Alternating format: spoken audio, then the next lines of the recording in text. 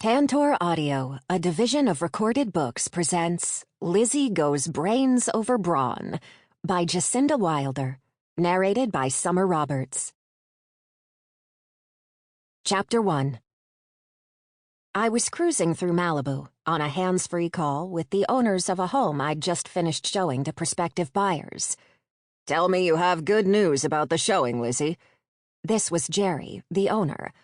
"The best news, they're offering 8.25 with a 30-day close, furnished." A breath of relief. "You are pure magic, Lizzy Stevenson." "I don't know about that, Jerry. I'm just good at my job. It's why you hired me, after all." "Is this a formal offer?" "I'm on the way to the office to write it up as we speak." "I'll be waiting for your email then." His relief and happiness at my news were palpable. They were mortgaged to the hilt, and this sale at this price was going to free up a lot of cash flow for them. "You should have it in half an hour or so." We exchanged goodbyes, and I made it to my office, pulled into my named personal parking space behind my adorable little Malibu storefront office. Inside there were 6 desks, a white leather couch, a coffee and tea station, several large TVs playing a sequence of nature stills. 4 of the desks were occupied. Zoe, Autumn, Teddy, and Kat were all at their desks doing what I presumed was somewhere between working and perusing social media. Laurel had back-to-back showings today and was due back in an hour or so. Zoe and Autumn were sisters, separated by a little less than a year and a half, what some called Irish twins, and often were mistaken for identical twins. They looked up at me in unison. "Well?" Zoe asked. "Spill," Autumn said immediately afterward. Teddy was more laconic about her curiosity, leaning back in her chair, content to wait and listen, while Kat feigned disinterest, pretending to be just totally absorbed by her computer screen. I decided to draw it out. I sauntered in, purse hanging from my elbow, and fixed myself a cup of coffee. I took a ridiculously long time to add sweetener, nearly going grain by grain, and then almond milk drop by drop, and then stirring it with excessive care. "Oh my God!" Kat exploded. "Just tell us already. Did you sell it?" I held my mug in both hands, keeping my face straight for as long as I could, which wasn't long. 8.25, bitches. There were friendly groans from Kat and Teddy, with whom I had an ongoing 3-way competition, and squeals of delight from Autumn and Zoe. "You suck," Kat muttered. "Just wait till I sell the Fraser place." "There's no way the Fraser house is going for anywhere close to 8.25, Kat," I said, stopping to pat her on top of her head. "Sorry, babe, but if you get even a full 8, I'll be surprised. 7.95 is my guess." She held up her middle finger without looking at me. "Sit on it, Lizzy." She said it with a smirk, though. "Because guess what? I just listed Calder. It's at 9.3. It's been up for less than 4 hours, and I've already had a call to schedule a showing." I snorted. 9.3 is stupid for that. It's got a shit view, it's under 6,000 square feet, and it's got no wow. It'll sit for 6 months, and you'll get 7. She added another middle finger. "You just hate me. Admit it." I mussed her long, glossy black hair as if she were an adorable toddler. Or something. I don't know kids. "I don't hate you. I just like to challenge you. That's why I gave you the Calder house, to test your skills." She batted at my hands, shot to her feet, and scurried to the ornate mirror on the wall. "Of course, you know this means war," she said, fixing her hair strand by strand. Then, acting as casual as can be, she walked toward me, revenge in her eyes. "If you touch my hair, Katya Spears," I said, backing away, "I swear I'll give you all the worst listings for the rest of the year." "Yeah, because you're more of a priss about your hair than I am," she said, still angling for me. I backed myself into a corner, and then picked up the first thing my hand found, a red swing-line stapler. "I'll staple your face," I snapped, "and then what will you do?" I was bluffing, though, and she knew it, because she advanced with a grin, hands up, clawed, lunged, and when I moved to block her, she faked one way and then the other, and then her hands shot through my defenses and pawed roughly at my hair. "Revenge is a bitch," she said, satisfied. "And so am I." I glared at her. "You're not getting any listings over 2 now, I hope you realize." I moved to the mirror and attempted to return my blonde hair to the artful waves and loose curls. "Do you have any idea how long it took me to get my hair to look like that?" Kat stuck her tongue out at me. "That's because you have no volume, boo. You have to fake it." "I have to write up this offer," I said, waltzing to my desk, sitting with what I hoped was elegant grace. The desks of the other 5 girls were arranged around the room, all facing the center, and mine was against the storefront in the focus of the space, since I was the broker and I'd started the firm. Everyone had 2 chairs in front of their desks, so clients could come and discuss options and sign paperwork as necessary. But my desk was just that much bigger and nicer, and the chairs in front of my desk were replica Louis XV chairs. By this point, with the show over, the other girls had gotten back to work. In short order, I had the offer written up and sent off to the Crenshaws to sign, so I could then send it to Jerry and Leanne. I'd had the offer drawn up for days, having had an inkling that the Crenshaws would want this one. I just had to fill in the numbers. I was getting paid 2 ways on this deal to boot. I was the buyer's agent for the Crenshaws and the seller's agent for Jerry and Leanne. Laurel breezed in, dressed to the nines as she always was, her naturally platinum blonde hair in a tight chignon, Chanel purse hanging off her elbow, Louboutins clicking down the steps from the back entrance, her cell phone to her ear as she worked on closing a deal. "Murph, listen. No, Murph, it's worth it. It is. I know it needs some reno, but that's exactly what you said you wanted. Not a fixer-upper, but something you could put your thumbprint on. The bones are there. You know they are. It's exactly what you said you wanted. In the neighborhood you specified, in your price range. At the top, albeit, with good bones, a great view, and potential for upgrade. You're waffling, Murphy. Okay, well, you're not going to find anything else in that specific area for anything less than 6. Trust me, I know. There are precisely 3 other properties for sale in a 10-mile radius of the house I just showed you, and of them, only 1 is listed for under $6 million, and that one is a total gut job. Like, complete gut, down to studs and subfloor, knocking out walls, replumbing, rewiring, new roof. It's nearly a knockdown and rebuild.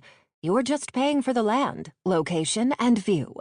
If you want that neighborhood, Murph, that's your house. I have another showing there tomorrow at noon, so you have until, say, 10 tomorrow morning to put in an offer. I won't cancel with those clients at the last minute, so get your shit in gear and give me a number." Ballbuster, man. Granted, this guy Murphy was one of her oldest friends, and someone she's sold at least 1 other property to that I know of. But still, she was a ballbuster.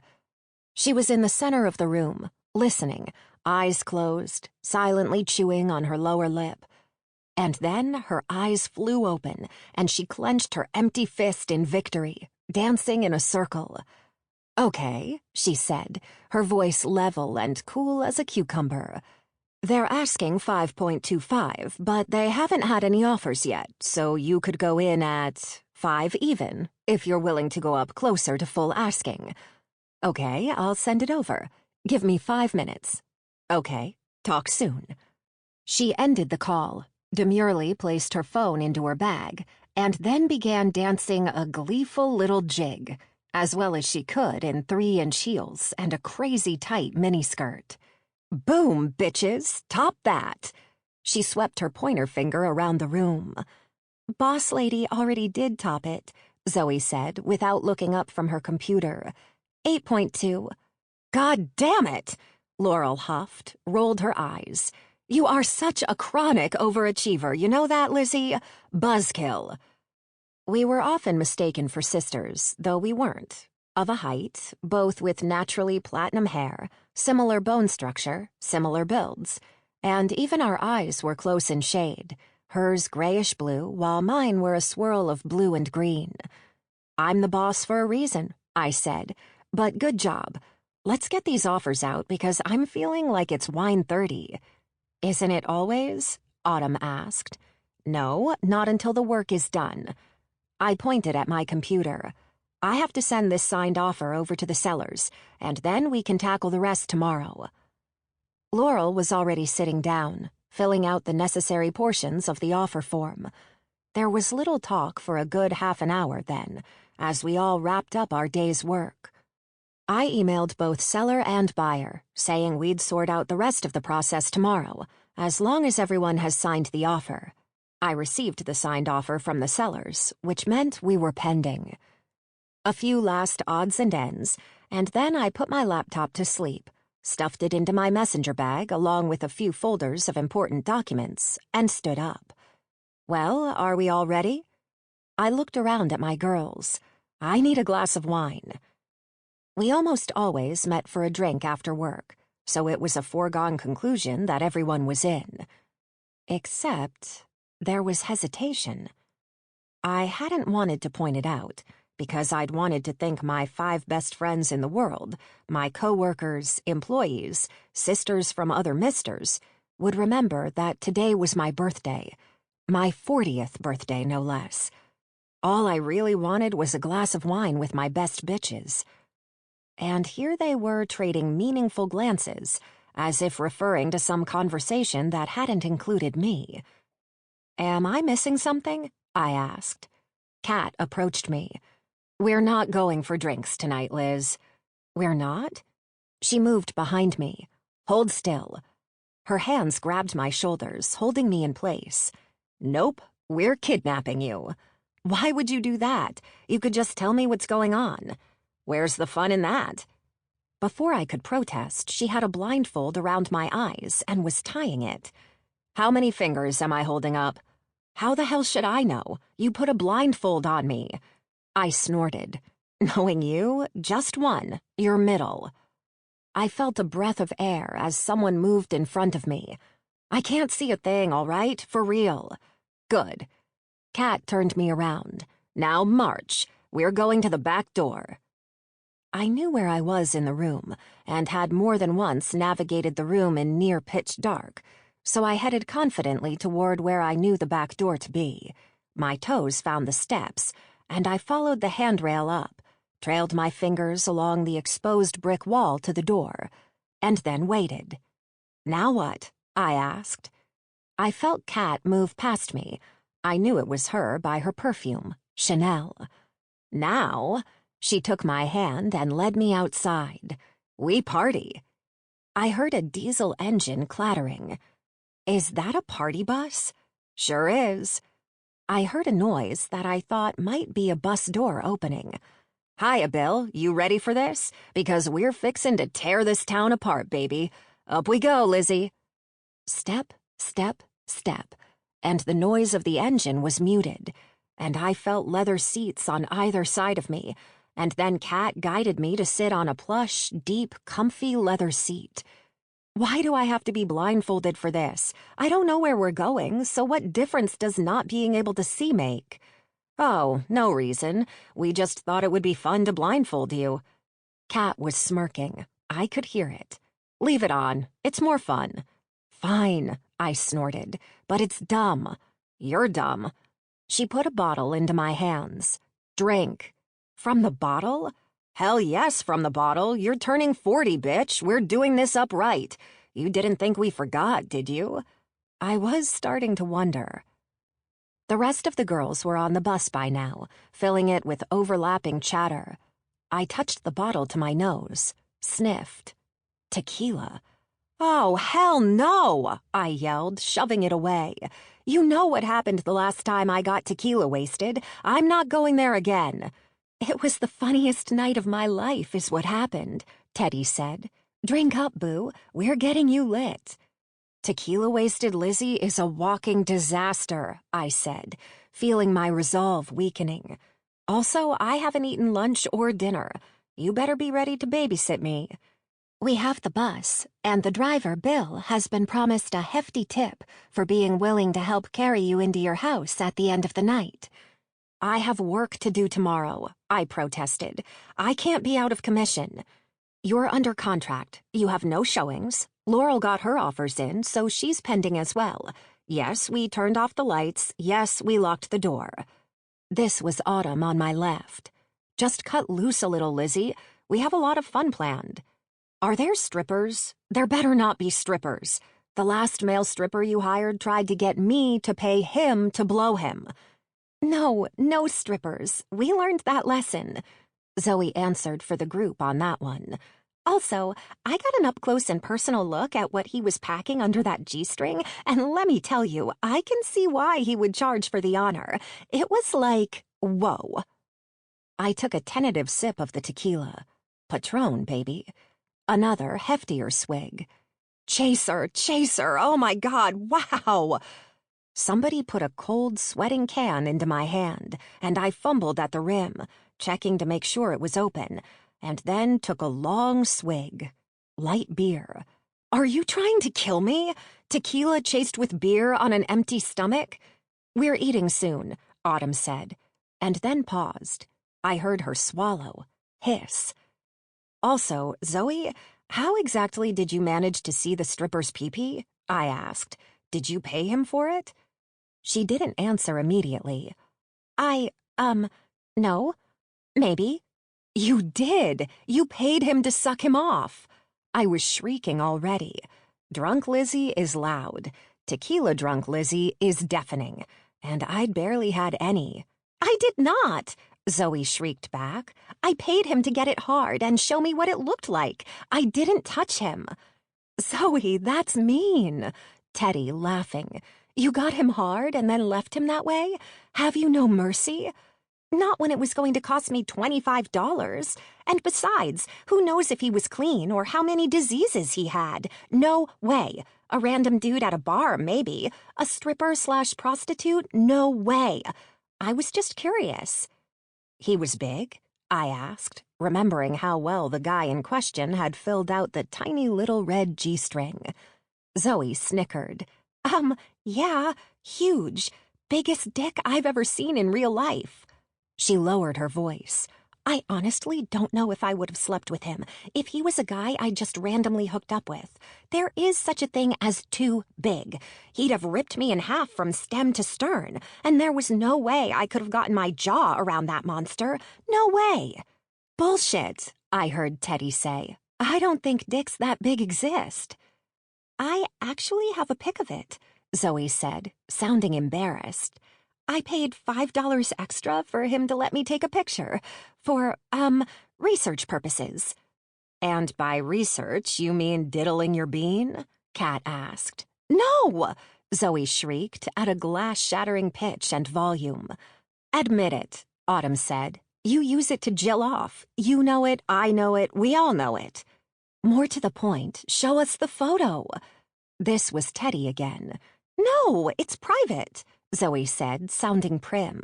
He made me promise I wouldn't spread it around. Zoe, shut the hell up and show us the photo. You're not posting it on the internet, you dumb bitch. You're showing your sister and best friends. This was Autumn. Fine, Zoe sighed. I ripped off the blindfold and saw my girls around me.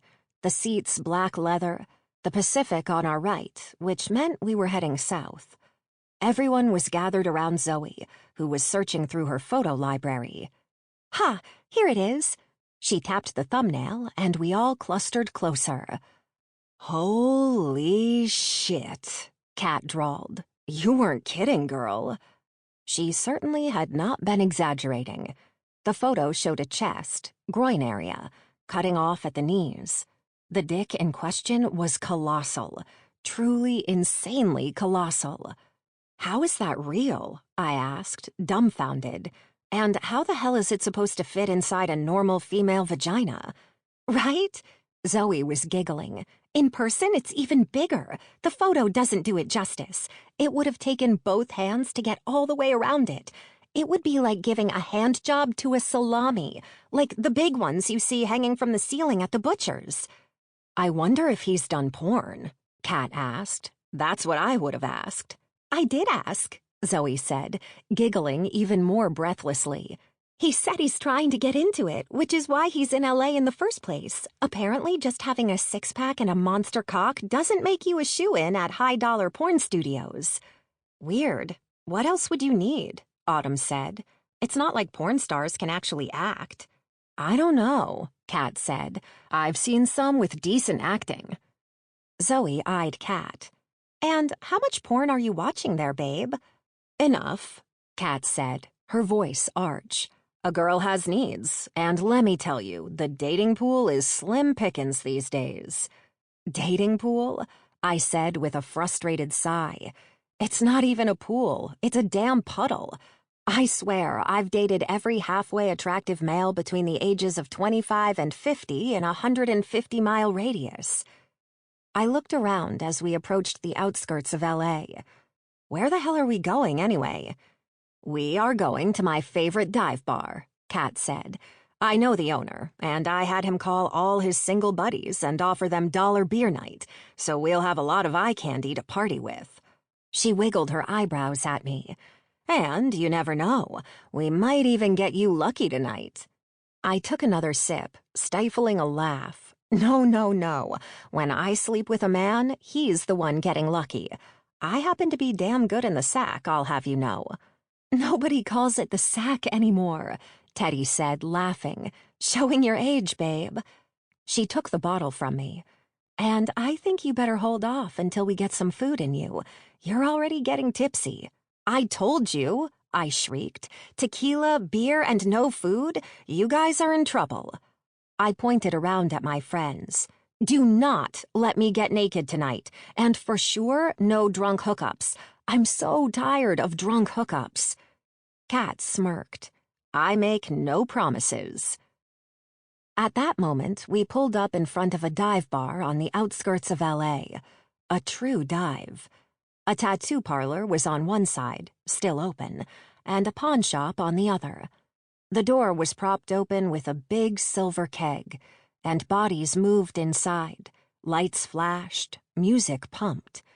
I eyed Kat. Are you sure this place is safe? It looks kinda sketchy. She cackled. Hell no, it's not safe. But I'm buddies with the owner, Hector, and nobody fucks with Hector. She danced in her seat as the driver of the party bus parked a few spots down from the bar. Hector makes the most bomb margaritas I've ever had in my life. He promised me he'd make us a legit bucketful, and also tacos. There's a tiny little kitchen in the back, and if he likes you, Hector will get his wife to make tacos for you. And that woman makes tacos I would do a murder for. Do a murder for? I slowly reached out and took the bottle of Patron away from her.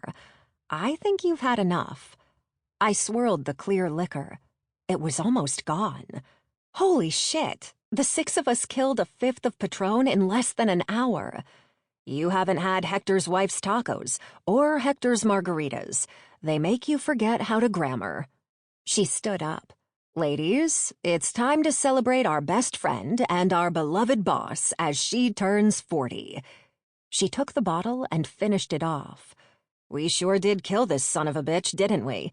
Well, we're just getting started. Let's get naked wasted and make bad decisions. No! I stood up and tugged my skirt down. I'm not getting naked wasted. I almost got a ticket for public indecency the last time I got tequila wasted.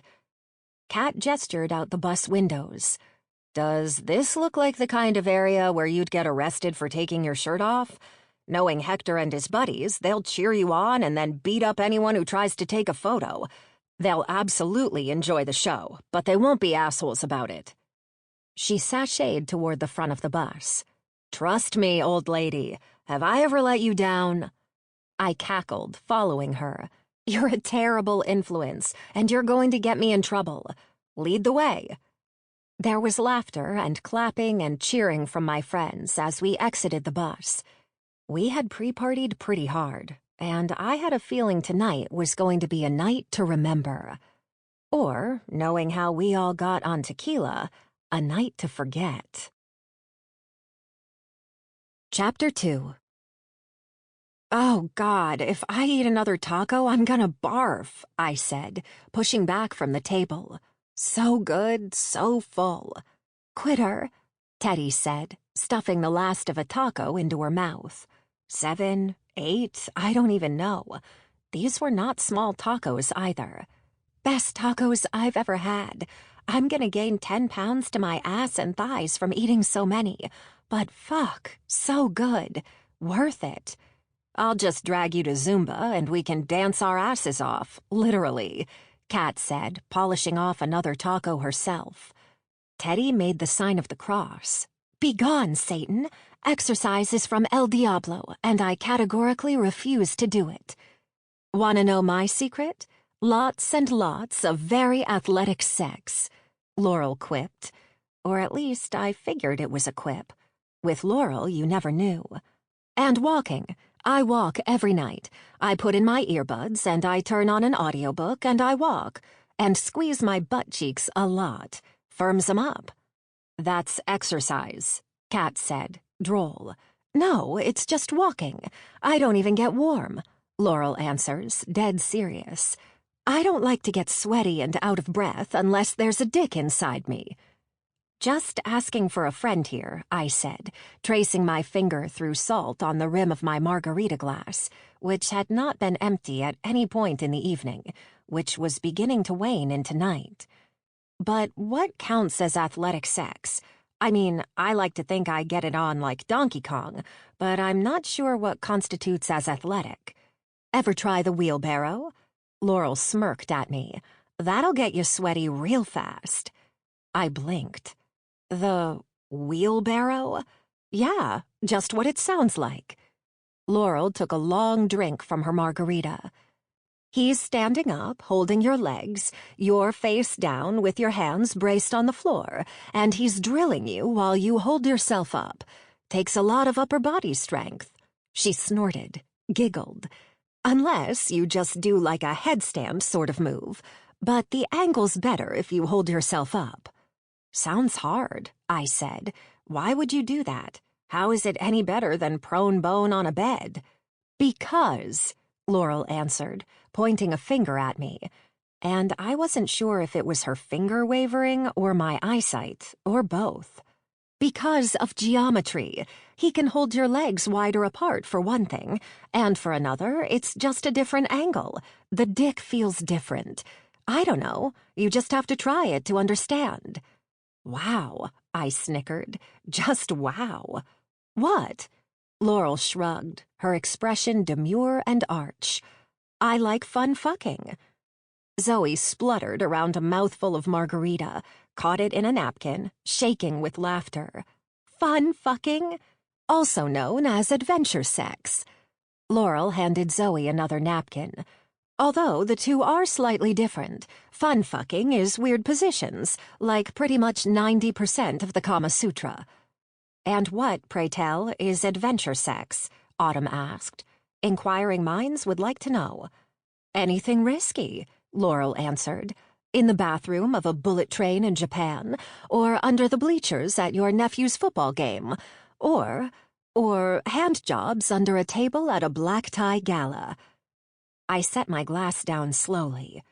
You have not. Let's make that a game of 2 truths and a lie, Laurel said. I've done 2 of those. Teddy stabbed a finger at Laurel. I know for a fact you don't have a nephew, and also that's gotta be, like, illegal. How in the hell did you manage it in the bathroom of a bullet train? Zoe asked. Those things are not large. That was both risky and athletic. She smirked, bit her lip with a lecherous gleam in her eye. It required careful timing to get both of us in there at the same time without anyone noticing. And then he leaned back against the wall and I squatted on his knees and basically twerked myself to an O on him. Tricky, but worth it. I had no idea you were so kinky, Autumn said. Laurel held up a finger. It's not kinky. Kink is like bondage and S&M, and foot fetishes and furries. I just like fun positions in fun places. Like the back of a Volkswagen? I quoted. It's Sample complete. Ready to continue?